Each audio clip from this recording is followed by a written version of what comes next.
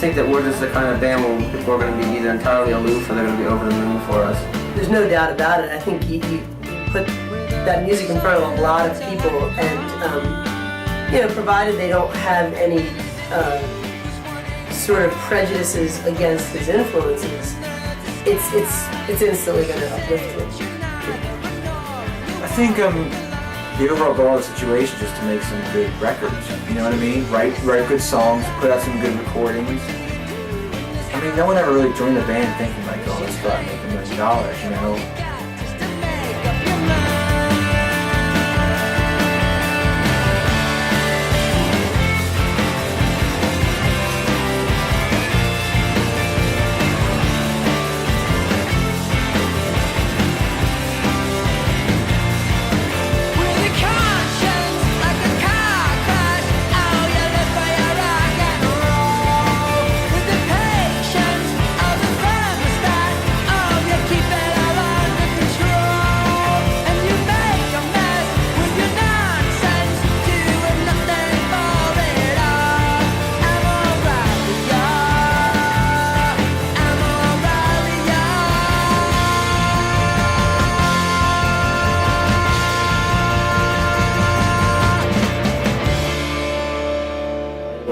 Expect people to really get what I'm doing, and I don't care.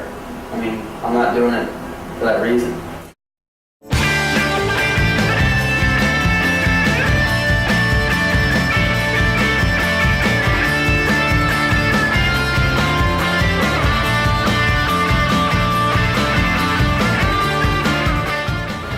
But yeah, at this point, even when we get stuff from people in the industry, it's sort of like, yeah, whatever, because I've heard so much shit.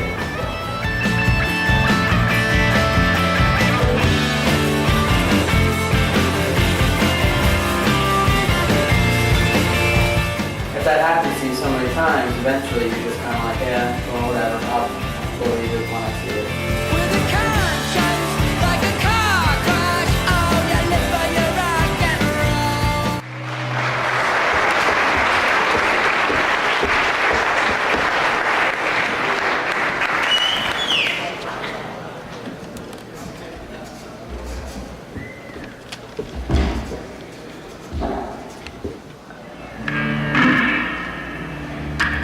Okay, we have a situation, and we're pleased to be here tonight, opening for Love. It's great fun, honestly.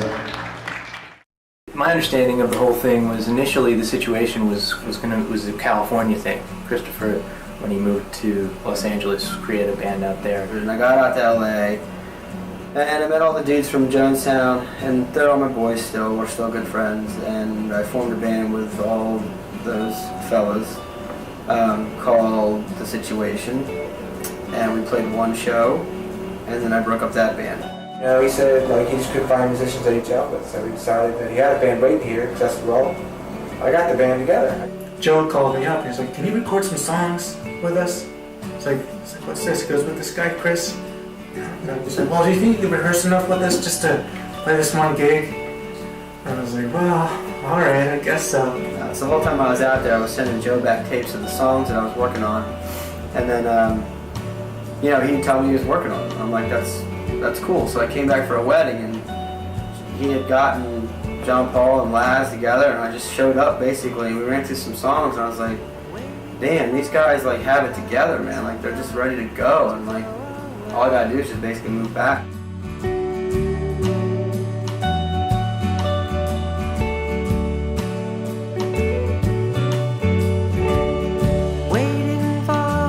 Time for love to come and go again.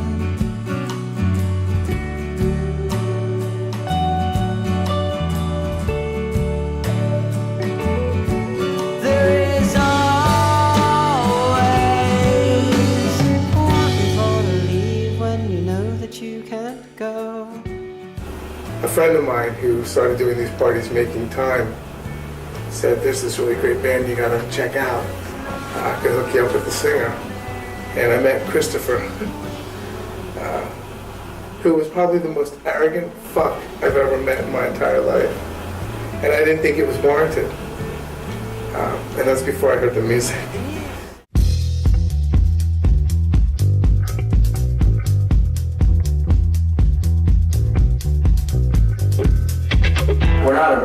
hip-hop band, but we did grow up listening to, you know, the Smiths and the Stone Roses.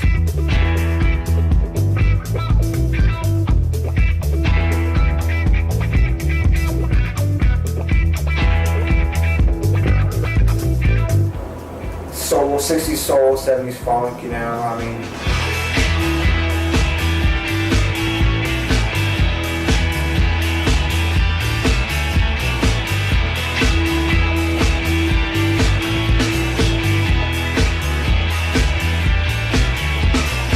Like, you know, Curtis Mayfield and Marvin Gaye and, you know, the Impressions, all this kind of stuff, you know. Oasis. Probably a bit of like, you know, the roughest portions of the Stones or the Stooges in there, or something like that too. Is it my broken heart?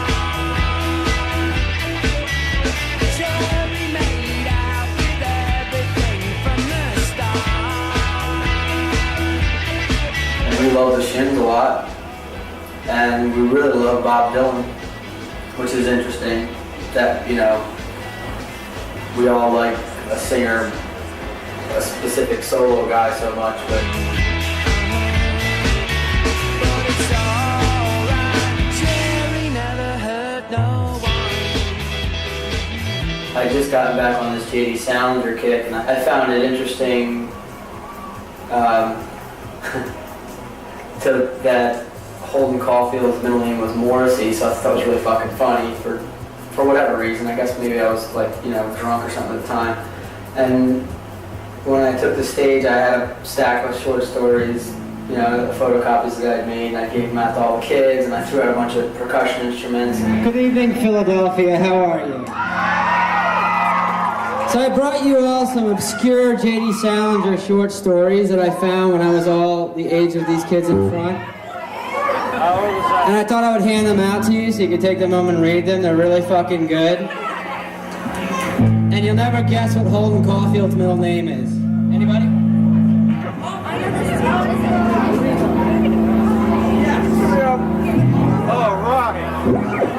Holden Caulfield's middle name is Morrissey.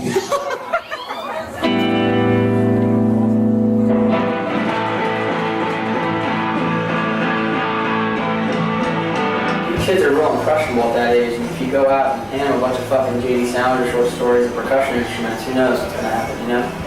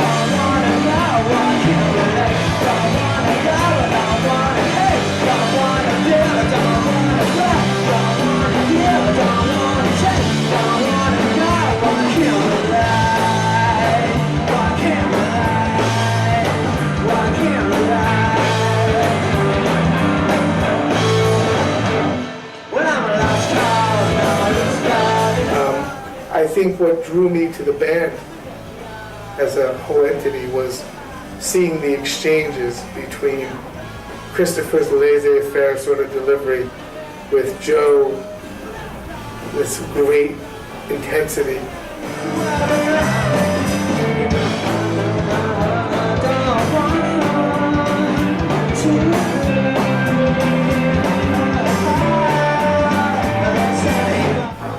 Their relationship is extraordinarily unique because they are as different can be.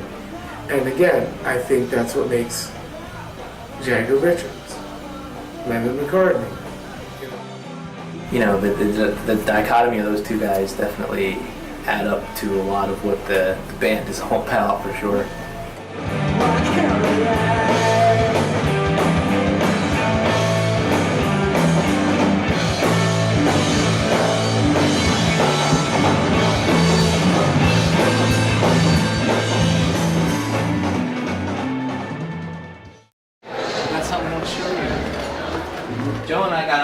recreational thing for after the show. Seeing as, Christopher always celebrates. Joe kind of it looks like now. Where did I put it? Yeah, where did you put it? Did you put it in the fridge? You didn't get a bottle of Jaeger, did you? No, it's better than that. Better than that. You better find it. There it is. Oh!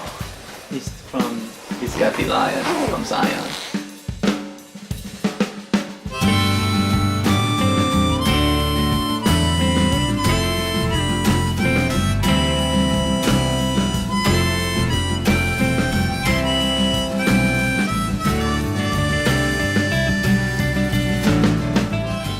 On the album, I guess what we were doing was deliberately not going for a sound.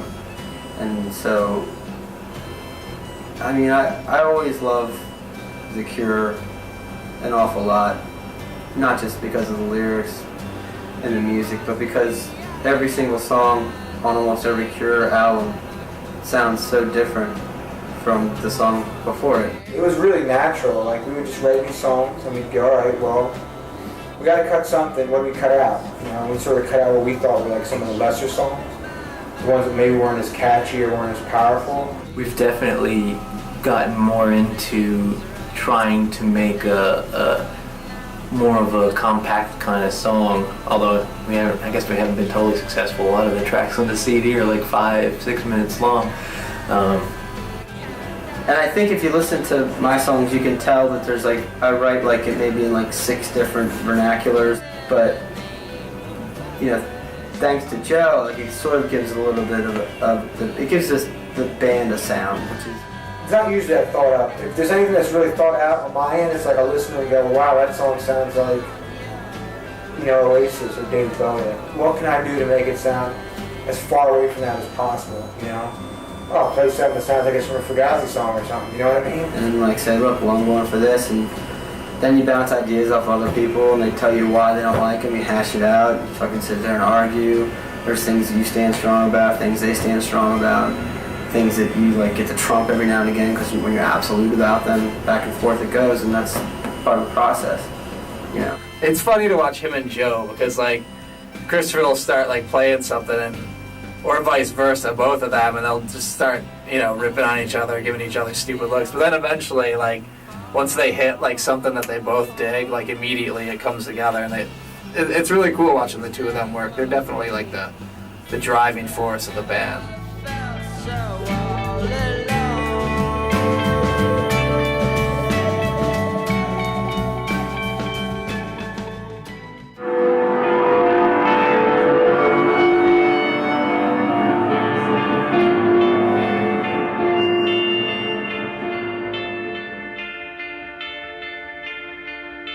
I did what I could to find you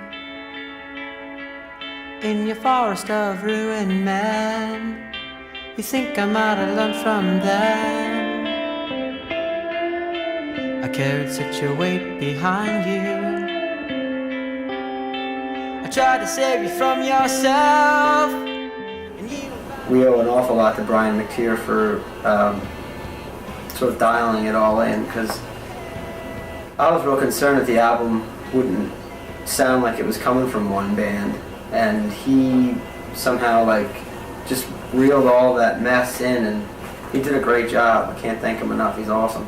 I basically mixed it, so they had done recording with a whole lot of different people in a whole lot of different places. In their minds with varying degrees of success. But it wasn't hard to mix, really. Eventually we decided all right, we got to mix it. And so we hit up Elephant Stone for money, and they gave us money to go to Brian McTear and get him to mix it, which is something Chris has been adamant about for using material for a long time, but I didn't think we could afford it, and I thought we could do just a good job mixing it. So that's one thing I gave in on. Let's do Brian, because I like Brian's work. It was more me having a hunch that what happened would happen, and it did. So one of the rare occasions where decision making on my part was right. Doesn't happen very often.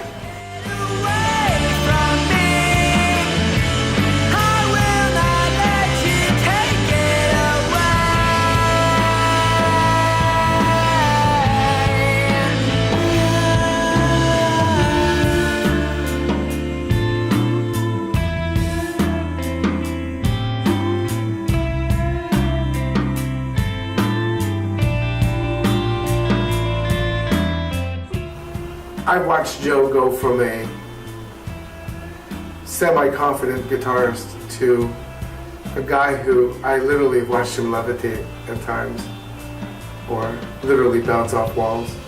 Joe's an awesome guitar player, man. I mean, he whips out, anything from like old like Scotty Moore licks from back, to like Brit Poppy stuff, anything. I mean, he impresses me all the time. He's the perfect example of unschooled and talented. Everything is feeling for him and it seems to work. I like it. You always get the Johnny Marr thing. And I definitely see that, I mean, I think he's got a little more energy. Joe's really big into Ray Charles, and he's really big into the Elvis and 50s style progression. I guess Johnny Marr is a good comparison because Marr used to do that stuff too, where he'd play like anything from like an old like 50s like rockabilly riff to like some new crazy thing.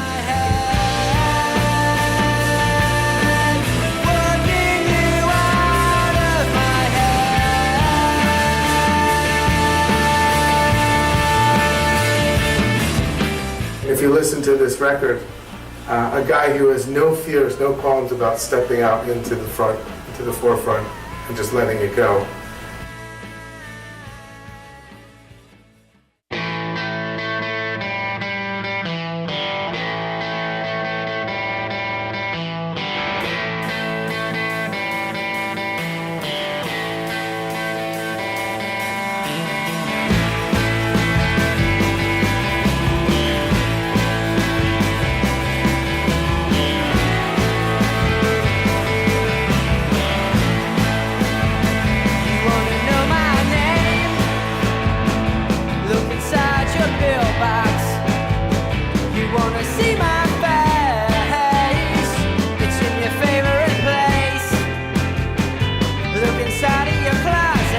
I think Christopher as a songwriter hasn't even hit it yet. And I think he's one of the best songwriters I've ever come in contact with. Well, I think in general, I think he's a classicist, you know what I mean? Rock classicist, if that makes any sense, I think he's put himself on the line a lot. Some of the things that he's written about and said. I think whatever's going on in his head at that time, he writes about everything. He's not hiding anything. I think the only thing that you can really hold it, any artist to, is to just be honest with their music, and with their motivations and stuff like that. I mean, he was an English major. He loves everything to do with language, it seems like, with the English language, and using it or abusing it or whatever he can do with it. He has the very uncanny ability to take what he's feeling and really put it out there.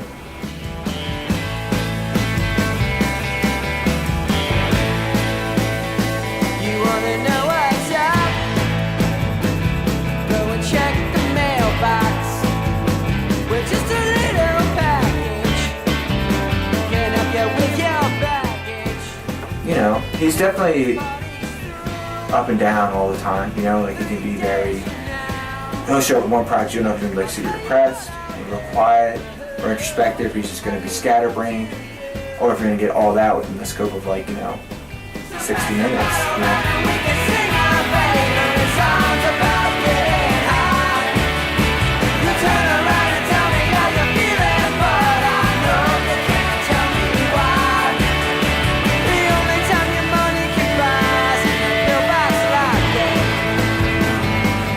a lot of times the reason he drinks is it really relaxes him and makes him enjoyable to be around because he's just sort of not caring. I definitely think he's a very sensitive guy and very maybe doesn't always have the highest opinion of himself. Christopher's first line to me, sitting in a coffee shop, first time we met, he said, "Hey man, if you dig it, great. I'm a fuck up. I'll tell you that now. So if you're not into it, it's cool."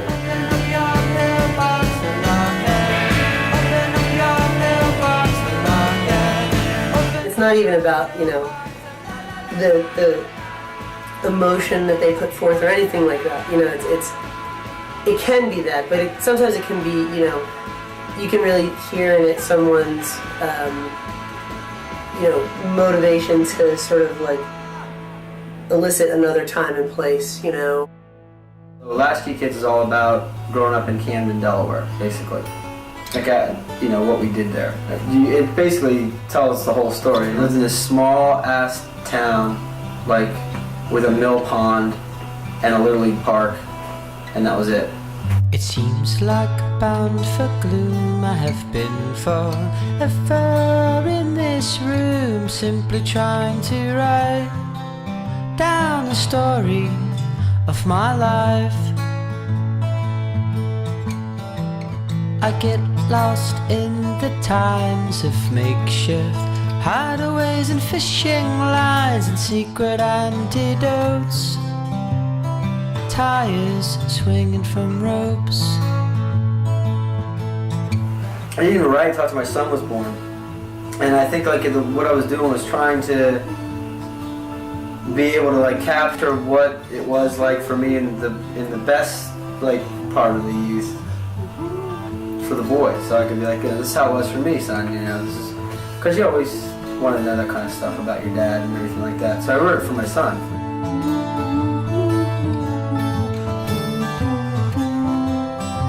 Suddenly every word in the world rhymes and every like word choice is just perfect, and you gotta just be thankful that in 5 minutes you wrote something that would otherwise take you 5 years, you know?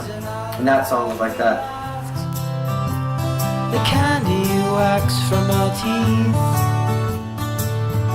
we put our pennies on the train tracks, hit lightning bugs with wiffle bats, and we bagged up the fallen leaves, watch the mill pond thaw and freeze, as do these memories. Thing is, I think a lot of kids had similar upbringings, or else I wouldn't keep hearing people say, you know, that's awesome, or that's how it was for me too.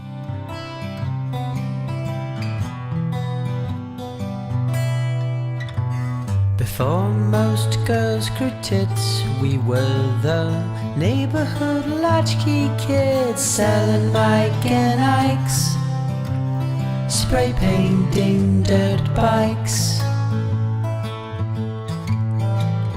We hid inside of our forts, your father's basement stash of porn. We ate barn pops, smothered with pop rocks. We rode our bikes to the arcade, lit M80s along the way, and all night we laughed at cassette tapes that we had made.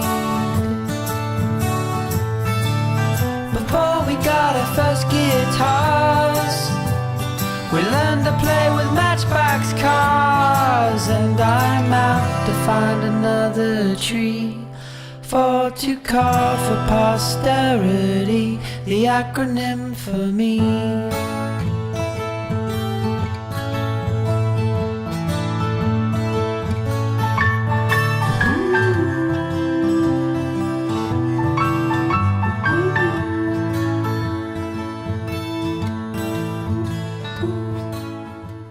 It's been like so many ups and downs, you know what I mean? I think like there's been a million times where I've mentally like quit the band and I was like, I'm done, you know? And usually it would take Jen or someone saying like, no, you can't quit, you gotta get the record out, you gotta do this, you know what I mean? Don't give it up.